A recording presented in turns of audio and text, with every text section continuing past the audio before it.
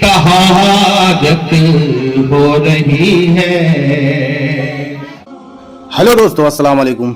आज मैं निकल चुका हूँ एक ऐसे सफर जो सिर्फ रास्ता नहीं बल्कि रूह का सफर है। और यकीन मानिए, इस सफर में आगे जो हुआ वो देखने लायक है। कुछ सफर मंजिल के लिए नहीं, महबूब की चौखट के लिए तय किए जाते हैं। लोग कहते हैं रास्ता मुश्किल है, मगर सच तो ये है, जब बुलावा आस्ताने से आता है तो रास्ता खुद ब खुद हम सफर बन जाता है। मुगराबाद शाहपुर से शुरू हुआ ये सफर फासला नहीं, रूह की बेकरारी थी। क्या आप जानते हैं, हर साल उस आस्ताने पर एक ऐसा करिश्मा होता है जिसे देखकर मंजर भी ठहर जाता है। आइए ले चलते हैं आपको आशिकों के उस मेले में। जब कदम उस दहलीज पर पड़े जहां हमारे पीरो मुर्शिद बैठा करते थे, तो आंखें खुद ब खुद नम हो गईं।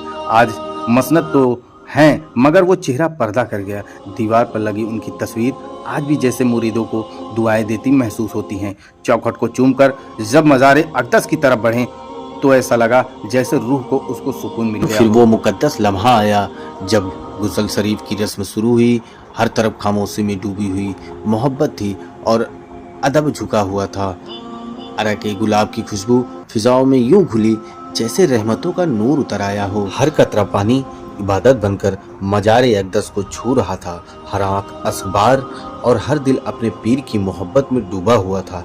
ये गुस्ल नहीं, इश्क़ ए हकीकत का वो मंजर था जिसे लफ्ज़ों में बयान करना मुश्किल है। वो मुकद्दस हस्ती जिन्हें पीर साहब ने खिलाफत की अजीम नेमत से सरफराज फरमाया है, जिन्होंने हर हुक्म को अदब और मोहब्बत से कबूल किया, आज वही अब्बा और बाबा जी के नाम से जाने जाते हैं, जिनका जिक्र आते ही दिल झुक जाता है और निगाहें अदब से भर जाती हैं।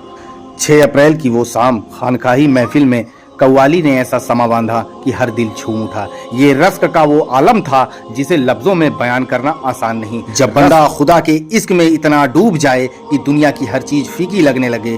पीर साहब के साहबजादों की आंखों से बहते आंसू इस बात की गवाही दे रहे थे कि इश्क आज भी जिंदा है।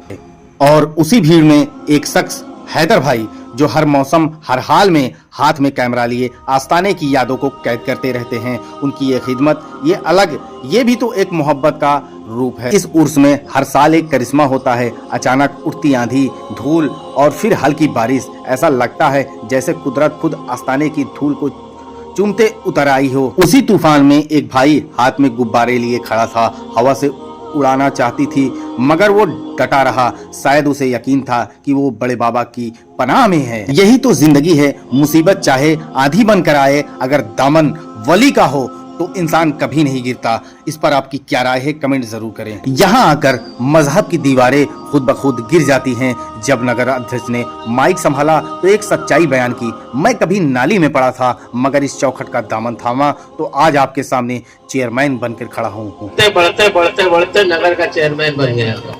और 7 अप्रैल की रात जवाबी कव्वाली में जब एक फकीर को अपनी फकीरी के बावजूद नजराना पेश करते देखा तो समझ आया, अमीरी जेब से नहीं दिल से होती है। दोस्तों, हजरात, रात के 2 बज चुके थे, सर्द हवाएं थी, मगर अकीदत की गर्मी कम नहीं हुई। हैदर भाई तब भी डटे रहे।